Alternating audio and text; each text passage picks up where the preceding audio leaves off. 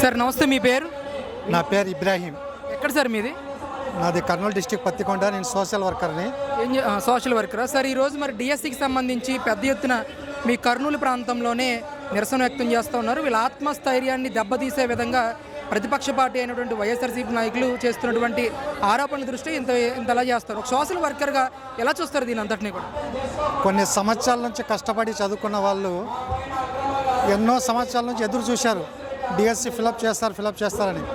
కానీ ప్రభుత్వము 2025లో mega DS అని ప్రవేశపెట్టి దాదాపు 16,000 మంది ఉపాధ్యాయులకి నియమించడం జరిగింది.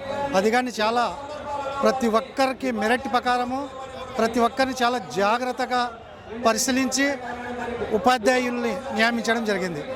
దానిపైన దాదాపు ప్రతిపక్ష పార్టీ నాయకులైన వారు ఈరోజు సంవత్సరం అయిపోయింది వాళ్ళు సర్వీస్లో చేరిగానే వారి ఆత్మస్థైర్యాన్ని దెబ్బతినే విధంగా ఈరోజు వారి మీద అబండాలు వేసి లేనిపోయినటువంటి ప్రజల్లో ఒక అపోహ కల్పించాలనేటువంటి ఉద్దేశం తప్పితే దీంట్లో ఎలాంటి 0% కానీ వాళ్ళు చేసే ఆరోపణలో నిజం లేదు. సార్, ఇక్కడ ముఖ్యంగా నారా లోకేష్ పెద్ద ఎత్తున పోస్టులు అమ్ముకున్నారని చెప్పి ఆరోపణలు చేస్తున్నారు.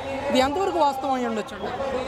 దీనికి ఉదాహరణగా మా పత్తికొండ మండలంలోనే చాలా నిరుపేద కుటుంబ పిల్లలు 5-6 మంది ఈరోజు వాళ్ళు ఉపాధ్యాయులుగా వచ్చారు. వాళ్ళు 10,000 రూపాయలు కానీ ఇచ్చేటువంటి కుటుంబాలు, అటువంటి కుటుంబాల నుంచి ఈరోజు 5 మంది ఉపాధ్యాయులు నియమించబడ్డారు. ఒక తూరి విచారణ చేస్తే ఇది కేవలం రాజకీయ దురుద్దేశం తప్పితే ఏది ఏమీ లేదు. ఇది కావాల్సినటువంటి ఒక ప్రభుత్వం పైన వాళ్ళు వేరే రకంగా దుష్ప్రచారం చేసేకి అవకాశం లేకుండా ఉండడం వల్ల ఈరోజు కేవలం ఒక ఉపాధ్యాయ బృందాన్ని వాళ్ళ ఆత్మస్థైర్యాన్ని 2025లో నియమించబడ్డ 16,000 మంది ఉపాధ్యాయులకి వారి ఆత్మస్థైర్యం వాళ్ళ కుటుంబాల్ని ఒక మనోధైర్యాన్ని కోల్పోయే విధంగా వాళ్ళు ఈరోజు ప్రతిపక్షాలు వ్యవహరిస్తున్నారు.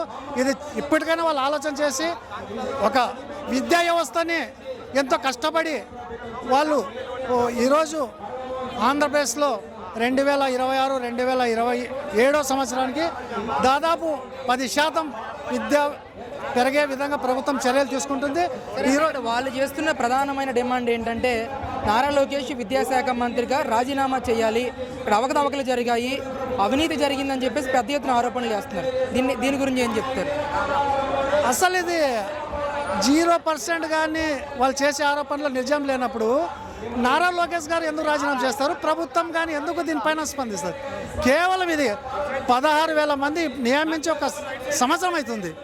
వాళ్ళ మనస్థైర్యాన్ని దెబ్బతీసే విధంగా వాళ్ళకి ఏదే రకంగా ఆరోపణలు ప్రభుత్వం మీద చేసేకి ఇది లేదు. కాబట్టి ఇది కేవలము సెంట్రల్లో నీటు లీక్ అయింది, అక్కడ సెంట్రల్ మినిస్టర్ రాజీనామా చేశారు, అది ఒక సాకు చూపించారు రాష్ట్ర ప్రభుత్వం మీద, నారా లోకేష్ మీద రాజీనామా చేయాలన్నట్టు కేవలం ఒక వాళ్ళ రాజకీయ కుళ్ళుకుతుంతలు తప్పితే దీంట్లో ఎలాంటి 0% కానీ నియామకాల్లో ఎలాంటి ఆక్రమాలు కానీ ఇంకోటి కానీ జరగలేదు. ఎలా అనిపిస్తుంది సార్? దాదాపుగా 5,000 నుంచి 10,000 మంది రాయలసీమకి సంబంధించిన టీచర్స్ అందరూ కూడా ఈ విధంగా రోడ్డు ఎక్కి నిరసన వ్యక్తం చేయడం అనేది ఎలా చూడొచ్చు సార్? అసలు ఒక తూరు మనం ఒక ఆలోచన చేయండి. దాదాపు 20 సంవత్సరాలు కష్టపడి చదివి దాదాపు 10 సంవత్సరాల నుంచి ఎదురు చేసేటువంటి కొంతమంది ఏజ్ బార్ అయ్యేటువంటి వాళ్ళకి కానీ 2025లో వాళ్ళు ఉద్యోగాలు పొందినటువంటి వాళ్ళ సంవత్సరము కాలంలో ఈరోజు సర్వీస్ చేస్తున్నారు మారమూల గ్రామాల్లో. కానీ వారికి వాళ్ళ కుటుంబాలని ఆత్మస్థైర్యం దెబ్బతీసే విధంగా ఈరోజు వీళ్ళు ఇంతమంది రోడ్ ఎక్కి ఈరోజు వాళ్ళకు ఒక మనోస్థైర్యాన్ని దెబ్బతీసే విధంగా ఈరోజు ఆరోపణలు చేయడం అనేది వాళ్ళకి చాలా బాధ కలుగుతుంటుంది. సార్, ఇక్కడ డిఎస్సికి సంబంధించి స్పోర్ట్స్ కోటాలో అవినీతి జరిగిందని వైసీపీ ఎమ్మెల్సీ ఒక హైకోర్టులో కేసు కూడా వేయడం జరిగింది. దాన్ని డిస్మిస్ చేసింది హైకోర్టు. అయినా కూడా రాష్ట్ర వ్యాప్తంగా ఏపీ జెన్జీ కానీ డిఎస్సి ఆస్పిరెంట్స్ వీళ్ళందరూ కూడా కూటమి ప్రభుత్వం మీద వ్యతిరేకంగా నిరసన వ్యక్తం చేస్తున్నారని చెప్తా ఉన్నారు. నిజంగా వాస్తవంగా ఏం జరుగుతుందంటారు రాష్ట్రం?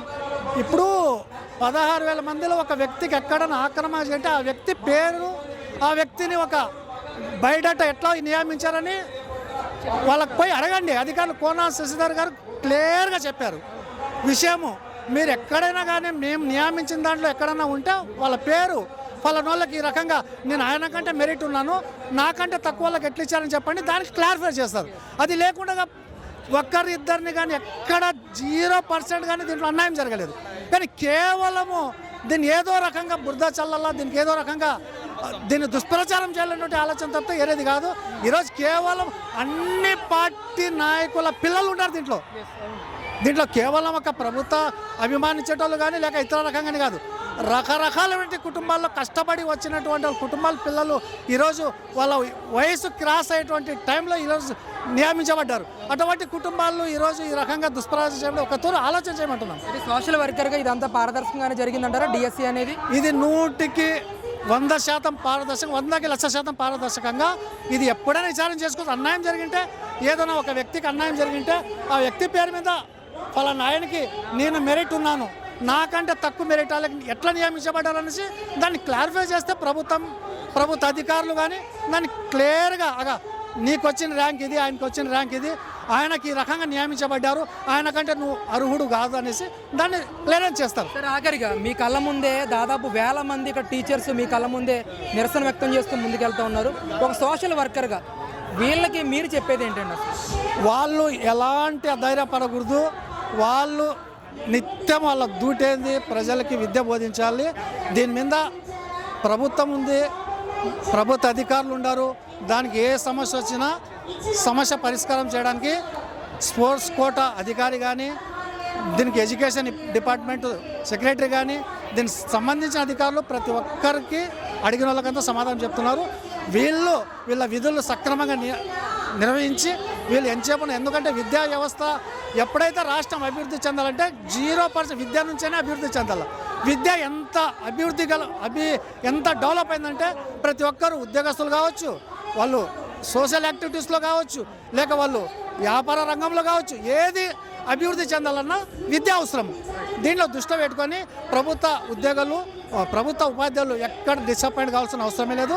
వాళ్ళ పని వాళ్ళు సక్రమంగా చేసుకొని ప్రభుత్వానికి మంచి పేరు, ఇక్కడ ఎవరైతే ఆరోపణలు చేస్తున్నారో వాళ్ళకి కానీ మీరు చేసేటువంటి పని పైన వాళ్ళకి కానీ మీ పనితనమే వాళ్ళ ఆరోపణలకి సమాధానం అవుతుంది. Thank you sir.